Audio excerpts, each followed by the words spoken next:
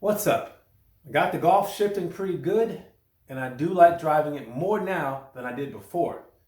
But after dailying it for about a week, maybe a little over a week, I noticed a puddle of coolant underneath the engine. So now I'm going to see if I can find what it is and fix it.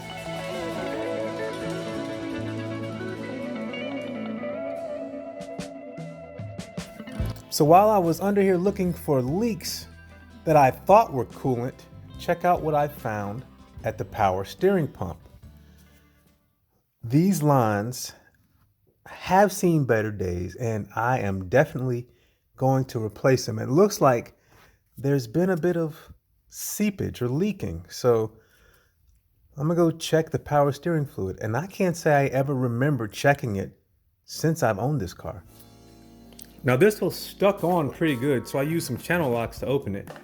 I imagine there's some sort of tool or big screwdriver that you could use to get that off, but my screwdrivers were too small.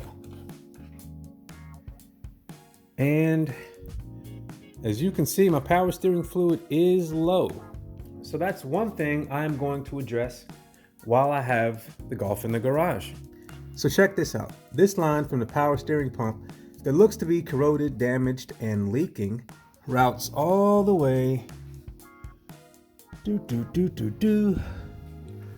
over here, snakes around like that, down through there, up through there, ends up over here, and look what it looks like over there, also leaking. So I'm gonna source this line and definitely replace it. But again, I really thought I had a coolant leak. So I'm gonna address this, but I'm still looking for the coolant leak. So after some digging around, I think I found where my coolant is leaking from. So to orient you, the battery's here, see the rest of the engine's here, and there is this, I don't know, this fitting with a bunch of different hoses coming off of it. It comes out of the radiator, and as I was feeling around, I found an area that had a lot of residue. So if you look there, I'm pretty sure that's where my leak is. So I gotta do some research and figure out what this part is called, and I'm gonna see if I can find all the hoses that go to it and perhaps replace it. So that's where I'm gonna start. I had no idea what this part was called, but Volkswagen is very good about putting the part number on the part. So I found it, took a picture of it, and I used this number here in my search. And I got pretty lucky. One of the local Advances had it in stock. And it came with the pin and an O-ring. So we'll see how quick I can put this on. So the first thing I'm gonna do is take off this pipe. I gotta learn how to get rid of the secondary air injection pump. I just think it's a waste of space. So I'm gonna take this one off, take this off. Come on. And that gives me better access to this, what do they even call it? Coolant distributor. As far as I'm concerned, the proper way to do this would be to drain the coolant, replace the coolant distributor, and then refill it with coolant. But it's already leaking, and it's already a pretty high location in the coolant system. So I'm gonna give it a shot by just taking it out where it is without draining it, because some will drain, and then topping it off because the coolant is pretty fresh. So I'm gonna start with the clamps.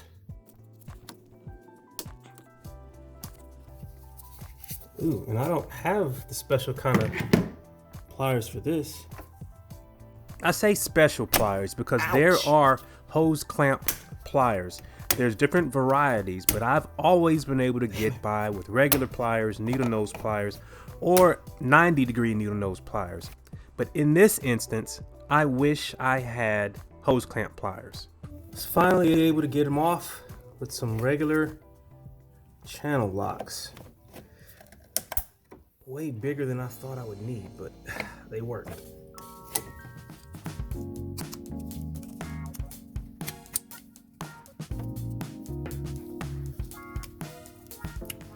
Okay, so that'll just come right out. I'm gonna leave that in. And I have 2 more clamps to take out. So let's see if I can get to them. At this point, I decided to go ahead and drain the coolant. I knew I was gonna have trouble getting off some of the clamps, and not having to deal with fluid would be a lot easier. There we go. So it looks like it's mostly done draining. That should be enough for me to change out the coolant distributor without spilling coolant all over the place. I'm gonna push it in, twist. Let's go back up top. So that should let me just pull this out. Perfect. And there's the O-ring. There's the O-ring I'm gonna replace. So I'll just leave this here for now. And this tube, oh, this was broken. Wow. Oh, it's just crumbling apart. It's just crumbling. No wonder it was leaking. So I'm gonna have to pull that out. See if I can get it. Oh man, this was just crumbling. Wow, that's crazy. And it had a metal reinforcement in there. Yeah, I spun it with that one. Then I'll use the big boy to move it down. And there's that one hose clamp there right in the middle of the screen that I'm gonna have to ruin the camera angle to get, but it is right there.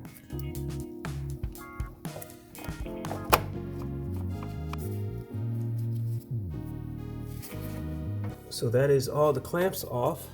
So this piece should be free now.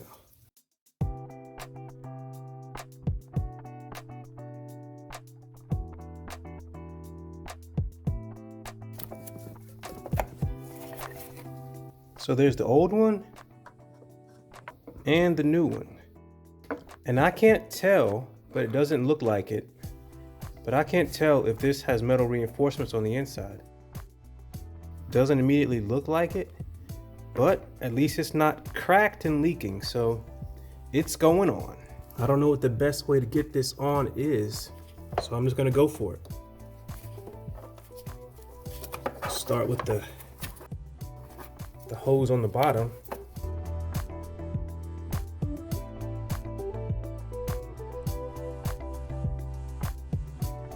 All right. Now again, this clamp on this side is kind of hard to get a good camera angle on, but it is one of the easier clamps to move. I say that, then it gives me trouble. There we go. All right, now for the difficult clamps.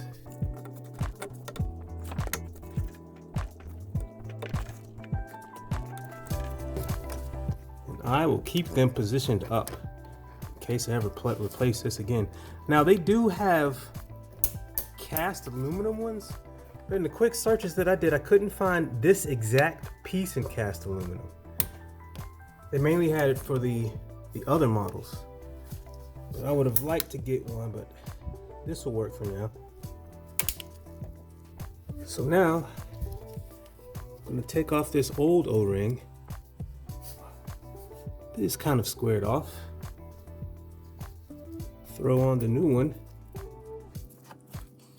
And oh yeah, that's a tight fit.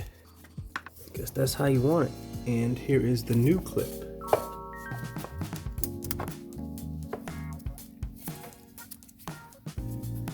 And last but not least, the little hose.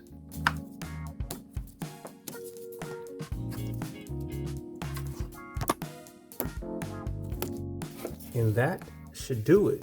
So that guy's seated, all the clamps are on. So now just refill it with coolant.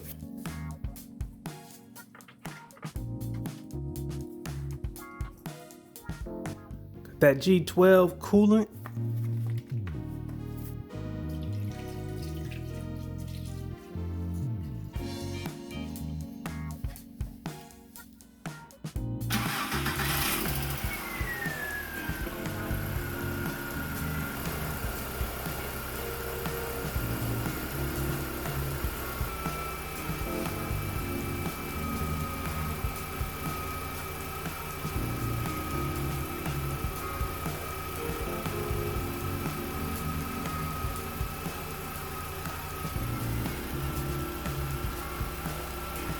So far, everything's looking good.